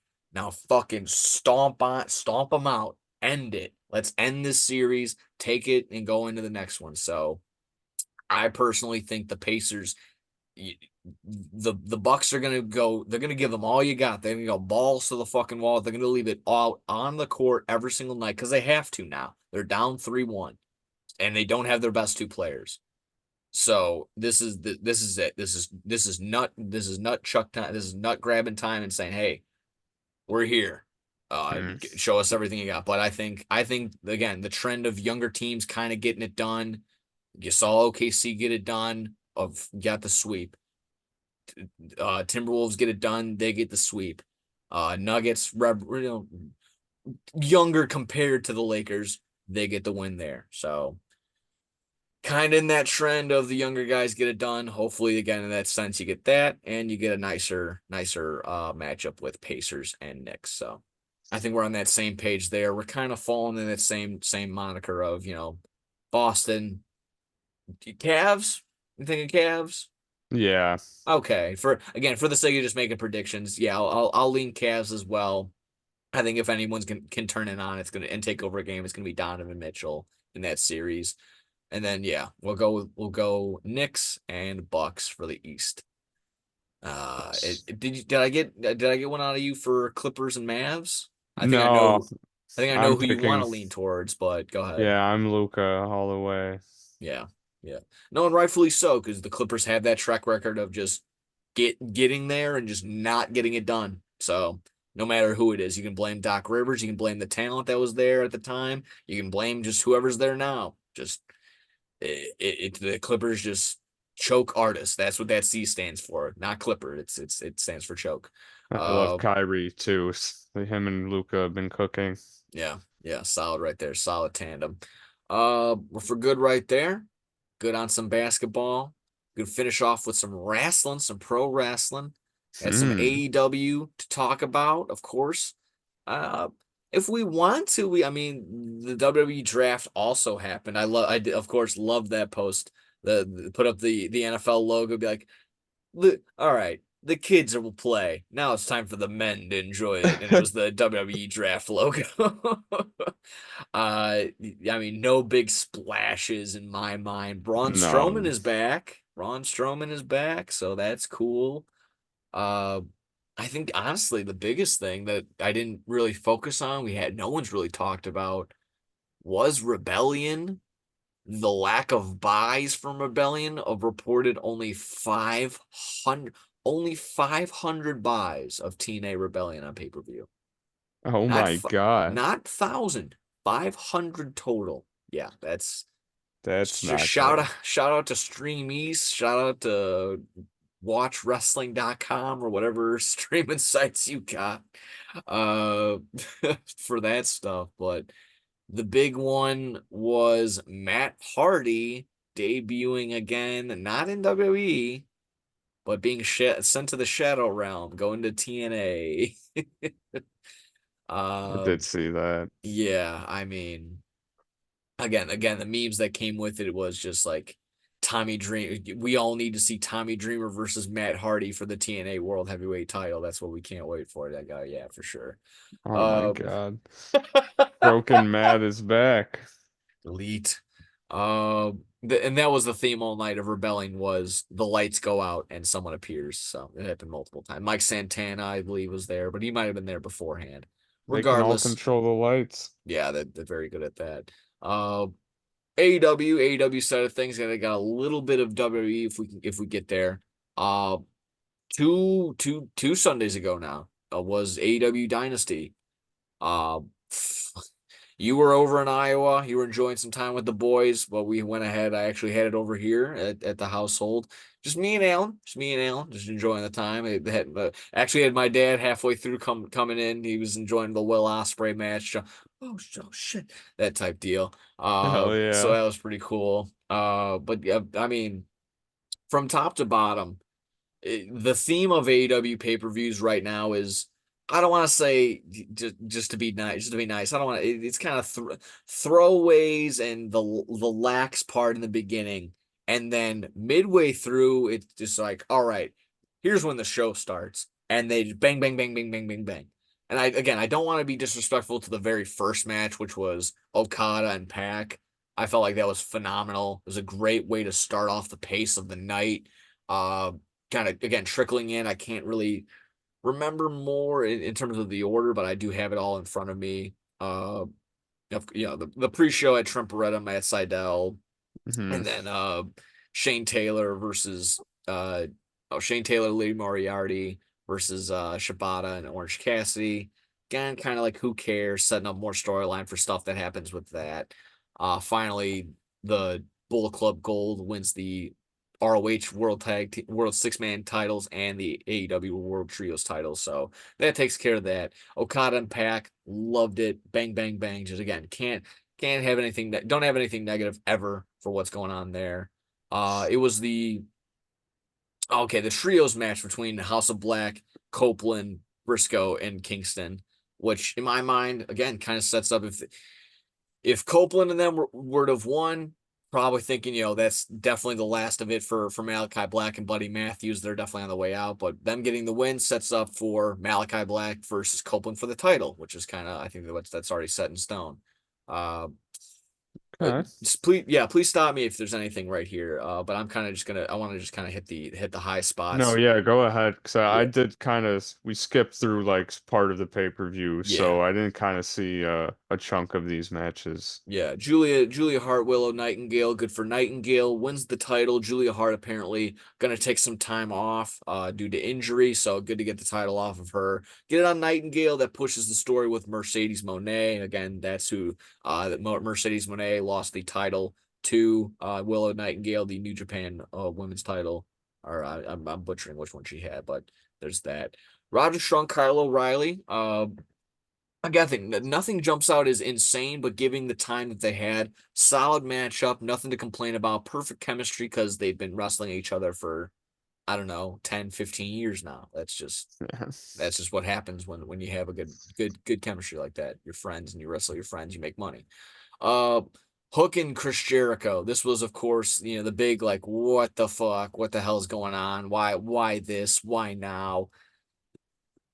I understand the Jericho rub is not what it needs to be. He's getting almost go home heat now, but I can also get around this storyline of Jericho is kind of self acknowledging the fact like, okay, I am getting turned on. I do These kids don't need this rub. So let me play up the idea that they actually do. They need this storyline from me. I think it can end really poorly, or it could actually, you know, be positive at the end of the day, because people love, including myself, loved it, at a certain point wanted to prey on Jericho's downfall, but he's ends up being positive some of the time. So Yeah, Big Bill wants to learn from the learning tree now. that was the thing. That was a big The pop for me. learning tree. And that if that can work out and become a good faction, that we'll see how that goes. He's the master of creating factions, apparently. So didn't need to go as long as it did, but there you go. New FTW champion in Chris Jericho. Timeless Tony Storm retains against Hmm. Thunder Rosa. I mean, good. I mean, honestly, no. I'm not. I've kind of. I don't subscribe to it completely, but I could agree to a degree that, to a certain point, that this timeless Tony Storm character might be the best character in wrestling right now. So fun. She's hitting all of her marks. Funny when she needs to be. It's not ridiculous, and then cutting the serious promo right before Dynasty. I know you're used to the black and white, but I need you to see this. I need you to see what she's done to me. That whole thing. Like, you shine in the light that comes out of my ass. Like, boom, fucking great. Like, that is a great line right there. And so she's hitting on all cylinders. Glad to see that she's retained and going forward with her storyline. That's kind of probably leading up to uh her protege going to be beating her Mariah soon. May, Mariah May. probably. Thank you. Uh, but I mean, this led up to what it's labeled right here as the absolute dream match. It was. And I don't give a fuck what Eric Bischoff and what Bubba Ray Dudley, when they got together and they said, "Oh, this is awesome." Dude, this was awesome. This was everything that you wanted in a match. And I loved it, not only because it was super entertaining, but because at the end of the day, I knew that Bryan Danielson knew that he was going to love this match. Ended ended in the way that, a spoiler, heavy spoiler, so relax. I'll give you 3 seconds. Okay. It ends in the way that, it makes it look like, Bryan Danielson's neck gave out. He's Ah, twitching. He's almost seizing. Um, He gives him the Tiger Driver 92 right on his blades of his shoulder, on his shoulder blades.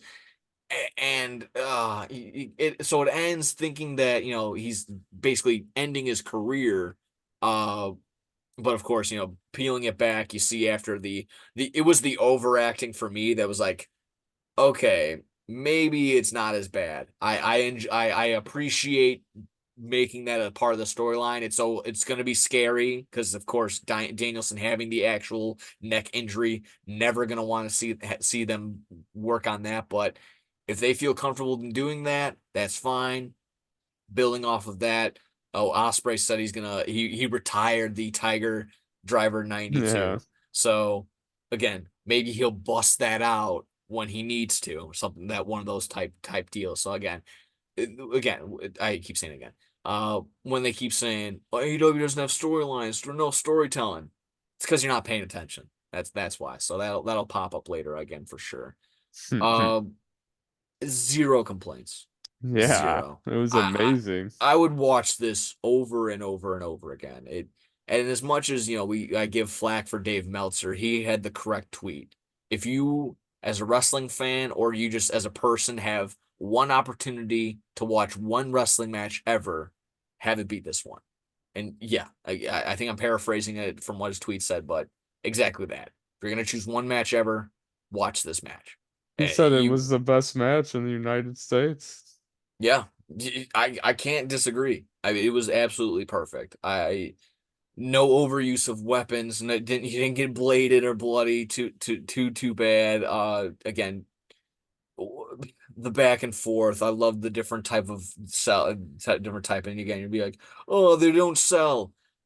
They sell, and that's the whole point. They're building up to a point. It's like the hulking up type deal. They both do it at the exact same time. Just getting mad over the littlest things. Enjoy the match. It was Yeah, everyone fucking always perfect. has something to complain about. Just something. And sure, if you want to complain about because the crowd was before even locking up, you're saying holy shit. But that is just the pure joy that was overcoming that crowd, and I'll never be mad at that because I've been a part of a crowd that's done that. Where Sure. before even just the idea of these two people in the building were sitting like, holy shit, man. This is insane. Like to be so lucky, to be so lucky. So if you're gonna hate on it, do so. Whatever. Go write in your fucking blog, man, and just Oh, let people enjoy wrestling, and they will do so. So I can't. I that the whole second half of this was phenomenal.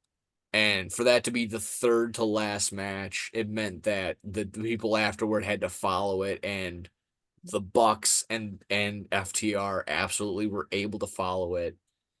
I tip my cap completely to that St. Louis crowd to be not only just to be in the Danielson match as long as they to be in the Osprey Danielson match is oh yeah yes no or yeah just like the both these guys chance the entire they got through that, and then right after, like, all right, we're gonna have a ladder match with the Young Bucks and FTR. Like, oh, okay, cool. And they're just sitting there exhausted. They're still holy shits, and this is awesome. Chance all throughout that, and like, all right, cool. Main event time. You're just like, yeah. oh, one after another, and that crowd was in it throughout that entire time. So big ups to that crowd right there. Phenomenal from start to finish. I mean, carrying on. If did you have anything other final lingering thoughts on Danielson and Osprey before I hit the ladder match? No, I'm just a killer match that I'll never forget. I think Dave Meltzer, the Observer's final grade was what 7, 8.5 stars or something Yeah, like that. something If it crazy. if it was in the Tokyo Dome, it would have been 10. I'll take that to the grave. Um, yeah, the ladder match, Bucks and FTR. Again, solid. The reports that Dax Harwood experienced a concussion when probably when he got busted open, I would assume. But Oh, dude, they were taking some big bumps throughout this match. I can already just imagine the tombs the getting piled the pile driver on the ladder that oh, kind of went out from underneath them, but still were able to land safely to the point where the crowd was actually chanting, "Please be careful." yeah. Yeah, it got nuts, it got gnarly. So and rightfully so. This was FTR and Bucks 4. It lived up to every expectation from my end. And of course, again, the big pop, the big what the hell. A fan comes out, interrupts Dax Harwood from potentially winning the match. Security grabs him. Who is it? It's Jungle Boy. And man, again, I'm tipping my cap all sorts of directions. I'm gonna run out of cap to tip. Uh, Shout out to the camera operator who got that shot perfectly angled, perfect zoom of Jungle Boy's face, and just that smirk. Oh, that fucking smirk. And again, just in the background, you see it, for those that don't know that orange haired girl is like a hardo CM Punk fan. It just works on all so many levels. It's so funny. So joining the elite, the on the way out, the throwing the elite up. I mean, it was absolutely perfect. Uh, I kind of we predicted it that it has to be the Bucks for the sake of their character. The FTR doesn't really need it right now. That whole sort of thing. I feel like you only really go with FTR if kind of as a workhorse champion. If you just need someone in the meantime right now. So I loved it. Just that was the long-winded way me of saying I loved it. Was anything that I missed with that? No, I thought it was just a well-rounded ladder match. They have great chemistry, so they always have good matches when they meet Yeah. up. Ladder match always just makes it that much more better. Finally, the main event, Samoa Joe and Swerve Strickland. I'm not going to get into the details of the match. I'll simply just leave it at this. This was the most obvious and right decision by a long shot. And anything besides Swerve Strickland winning would have been a huge, huge, huge disappointment. He is red hot. And to be honest, like I said, I like the build. I like the chase. The idea of okay, like I said, I was not disappointed. I kind of knew that Joe was going to get that win with the Hangman and Swerve Strickland triple threat the last pay per view. But this was the way to do it. Swerve is doing his best work. I've been saying that for months. And it's because it hasn't gone. He is doing his best work right now. He's working at every single level. His paper, his promos, his matches, everything right now. He is so fucking over to the point where his dancing manager is getting limited edition t-shirts, 1 out of 50 being sold at this, and they're already gone, obviously. And there's already another set of pre-orders for a Hawaiian t-shirt that just has him doing this on the shirt. He's over so hard, so hardcore right now. It is ridiculous. Uh, this is the right way to do it.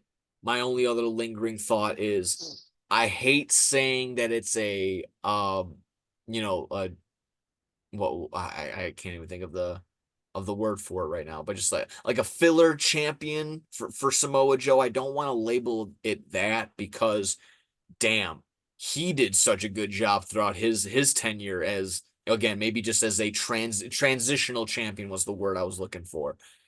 If you want to label it that, you could.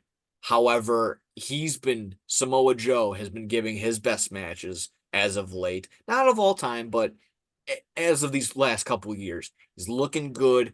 He's hasn't missed a beat on the mic. So to give this transition to put Swerve over as a working champion, phenomenal. So I watched the match. I'm not gonna sit here and say it was the best thing ever, but it was the correct, 1,000% correct way move to put Swerve in this position. So he's loved. Can't wait to see it. So I cannot wait. So and any lingering thoughts just on maybe the match, just or just your impression from Swerve as the AEW champion now. Yeah, I mean, he really deserves it. Like you said, he's been cooking it up red hot for a while now, and they've been building him up just constantly. So it's only right that he finally gets to hold the title and get his chance at it. And one of the, like only the sixth person to hold the title, which is cool. Feels Yeah. special. I'm gonna think, I'll think right now. Let's go. Hangman, Jericho, Punk, Moxley, Omega, Swerve, and MJF. So seven, I believe. Seven. Oh, and Yeah. Joe. Sorry, eight. So he's got Eight. eight. So Eight okay, there you people. go. Not that bad. I did see that list, and then the top comment was, he's like, "Damn, that CM Punk is just a smudge on this right now." He's like, "Yeah, yeah, he kind of is." Yeah, that'll Uh, always be there. Holding it twice with no defenses. Oh, yeah, it's a tough look. Yeah. Um, but yeah, you're still you're an undefeated champ. Whatever, man. That's all the negative. No need to worry about that. It was a great show. It was a great show. For all the negative press that AEW is getting as of late, whether it's showing the video or I don't know the arena, the lack of attendance. This was a great night for AEW. They had a sellout in St. Louis for that.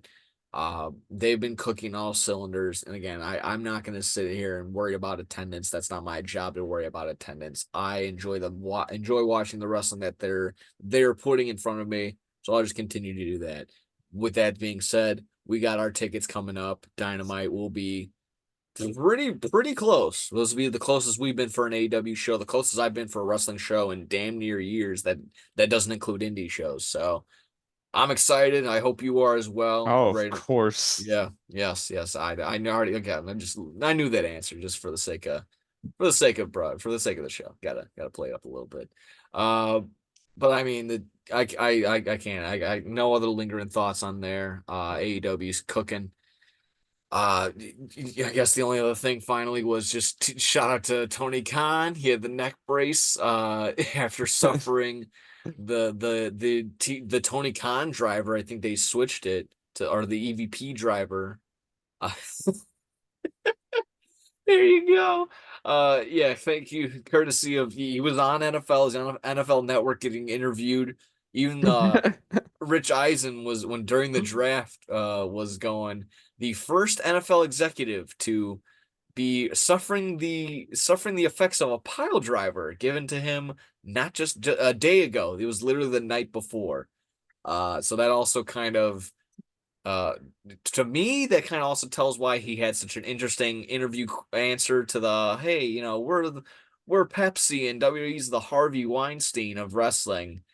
He's concussed, man. He's just a little confused. I don't think he knows what he's saying. So that's That's a good reason. That's yeah, that's Tony Khan. He's all over the place. See his pupils there. He's dilated. There, he's cooked. He's done for. That brain is scrambled eggs right now. He has no idea what's going on. But again, I think shout that's out to just how him. he always is.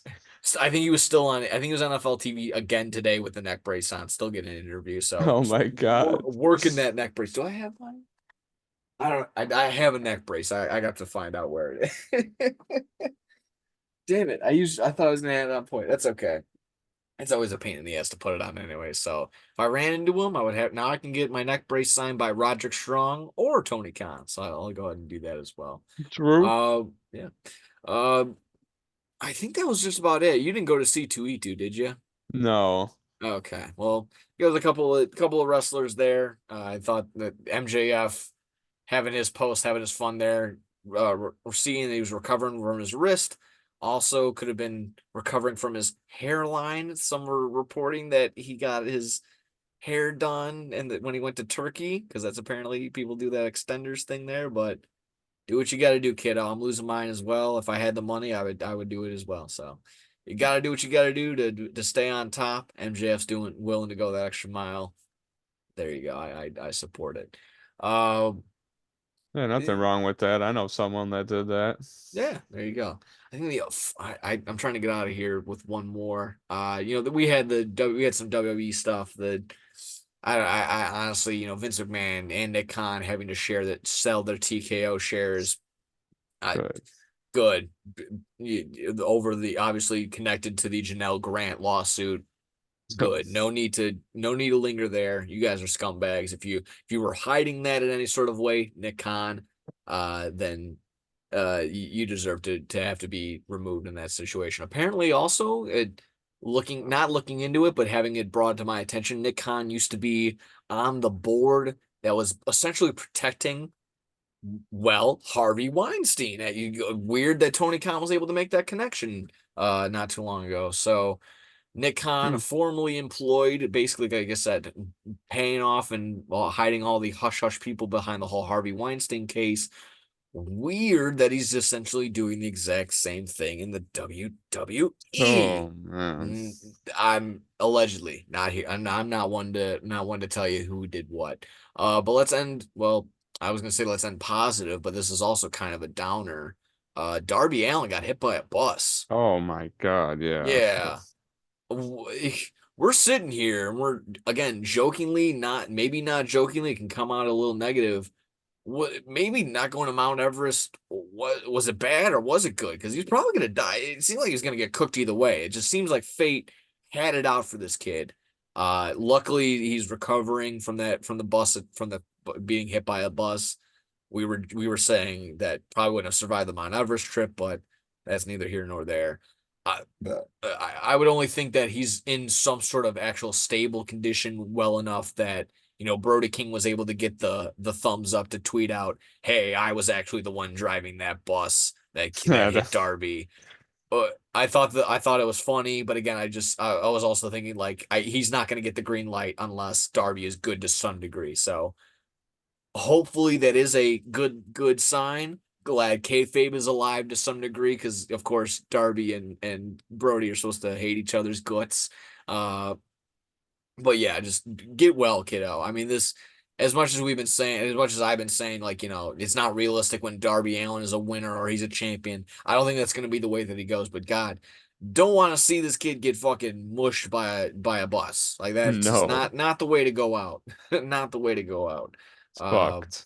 yeah. So again, look both ways. Two, New York is crazy. So I don't know. Just stay safe. Uh, yeah, I'm rambling. Any lingering thoughts just on wrestling and anything else I just talked about before we head on out of here? Uh, no, I think Dynasty was awesome. AEW starting to turn it up again, and yeah, the WWE draft is just the same people getting mixed around to different rosters. Yep. It's exactly that. Maybe they'll make NXT something to worry about, but that doesn't even seem to be the case there either. So Yeah, I don't know. see how that goes. With that being said, thank you, very cool. Check, please. Episode 61 in the books. Mikey J. Fat Cat, I thank you as always for taking the time out of your day, out of your night to do this. It's always a fun time, I hope. I hope it was enjoyable on my end, so hopefully it was on yours. Talked a little draft, talk some basketball, talk some wrestling as we always do. Oh, of course. Next week, hopefully able to do the same. Maybe talk about hopefully can sneak in some White Sox wins, but highly doubt that. Oh yeah, might get back on Yeah, track for the go ahead. we got the couple wins the other day. They swept the Rays, but we're just Yeah. getting cooked again now. Yeah, that's yeah, not the good look. The best thing throughout the week was the campfire milkshake guys with the jerseys. That was the best thing. Uh with And the that said, South hope Side, stand up. yeah, there's a lot of cringe going on. Let's see. Finally, like I said, blow the whistle Mondays and Wednesdays, twitch.tv/sportstown shy. We got low blow sports on Tuesdays. We go ahead and we hit that at 3 o'clock. We're gonna go anywhere between an hour and 2 hours on that one. We got the time slot, so we can play around and do that. Thursdays go live for No Substitute for Sports Live, but that could also be hampered because got the dog season coming up. That might change things around. And Back Home Wrestling on the X Bomb page on Friday. So enjoy all that as well as the YouTube stuff. Like and subscribe, share us around. Twitter page as well. Again, Mike EJ Fat Cat. Thank you very much for enjoying the time, enjoying your day. Alan, thank you for taking the notes. Troy, thank you for being there in person. Hopefully you enjoyed your Dave and Buster's winners right there. That was fun to see. And hopefully everyone's arm is not all fucking tired and cramped out from the pitching machine. So, with all that Yeah, being said, thank you again to everyone watching. Thank you to Mikey J. Fat Cat. Take care, always. and we'll see you next time.